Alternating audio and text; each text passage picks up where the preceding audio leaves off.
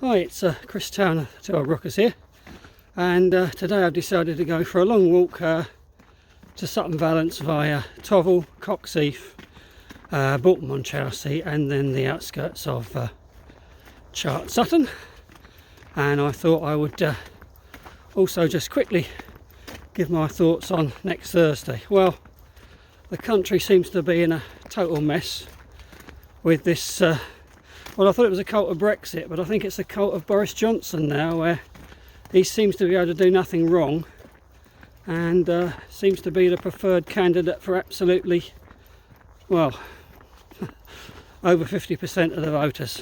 I just don't get it. I suppose we just got to live with it, but still don't understand it. The only thing I've come up with is that the British have got a sense of fair play, and in the end, because people did vote for Brexit, somehow people would see that as the fairest thing. So that's all I can think. But people are voting to keep other people in relative poverty. I mean, the government minister on the television today at lunchtime claimed I've got an extra £4,500 in my pocket this year. Well, I never saw it, so it's a bit of a strange one, that. It's very hard to try and keep a sense of optimism when absolutely everybody seems to be against Corbyn. It seems to be designed to make sure that they weren't prepared for what happened in 2017. It came as a total shock to them, and they're going to get what they want now, which is a 100-seat majority for the Conservative Party. So don't believe all these so-called anti-establishment people when they bang on and on about we the metropolitan elite, we're the establishment.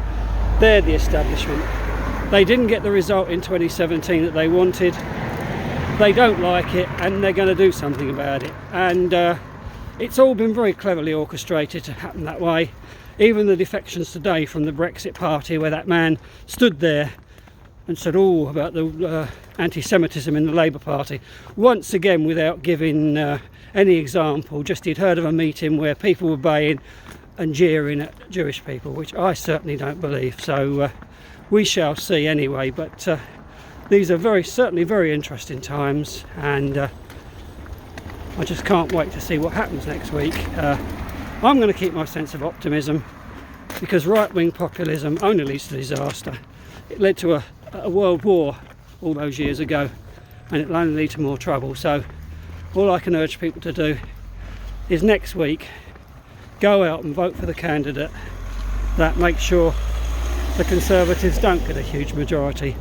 Either vote Liberal Democrat or vote Labour. End of message. Bye.